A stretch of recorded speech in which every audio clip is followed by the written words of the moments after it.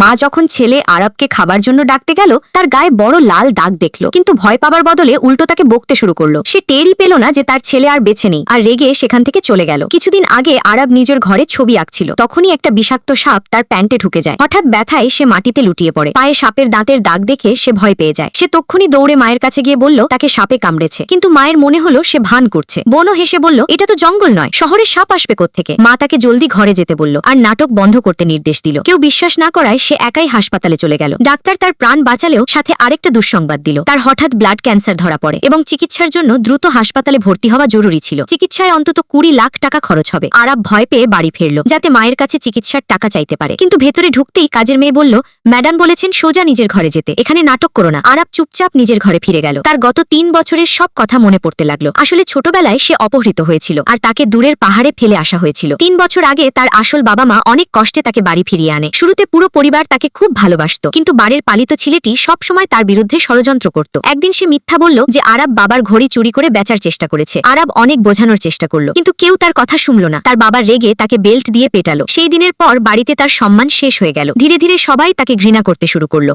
আর তাকে ভাঙাচোরা জিনিসে ভরা ঘরে থাকতে পাঠালো। তার অসুখ ক্রমাগত বেড়েই চলছিল। যে ছেলেটিকে পরিবার এত ভালোভাবে আসলে সেই সব নষ্ট করছিল। দরজায় সেই আরবকে আটকানোর ছক কষেছিল, এমনকি বিষাক্ত সাপটাও সে ইচ্ছে করেই ছেগেছিল, কিন্তু মা সব সময় তার কথায় ভুলে যেত। সেই রাতে আরবের অবস্থা আরো খারাপ হয়ে যায়। পরদিন সে কিছু না খাওয়ায় মা রেগে স্টোর রুমে গেল। তার মনে হলো আরব নিশ্চয়ই আবার নাটক করছে, কিন্তু সে জানতো না যে তার ছেলে সারা রাত ব্যথায় ছটফট করেছে। মা তখনও তাকে অভিশাপ দিচ্ছিল, আমরা একে সবকিছু দিয়েছি আর এ আমাদেরই জ্বালিয়ে মারে। তখনই বাড়িতে দুর্গন্ধ ছড়াতে লাগলো। কেউ বলল মনে হয় পেছনের ডাস্টবিন পরিষ্কার হয়নি, কিন্তু কাজের মেয়ে ভয়ে ভয়ে জানালো ম্যাডাম এই দুর্গন্ধ ছোট মালিক আরবের ঘর থেকে আসছে। মা রেগে বলল আবার ওই ছেলে নিজের ঘরটাকেও আস্তাকুর বানিয়েছে। সে কাজের লোকদের দরজা খোলার নির্দেশ দিল, কিন্তু দরজা ভেতর থেকে বন্ধ ছিল। অবশেষে দরজা ভাঙা হলো। দরজা খুলতেই সবার মুখ ফ্যাকাশে হয়ে গেল। আরব বিছানায় নিথর হয়ে পড়েছিল। পুরো ঘর পচা গন্ধে ভরেছিল। আর তখন গিয়ে মায়ের হুঁশ ফিরল। যে ছেলেকে সে প্রতিদিন মিথ্যাবাদী ভেবেছে সে অনেক আগেই মারা গেছে।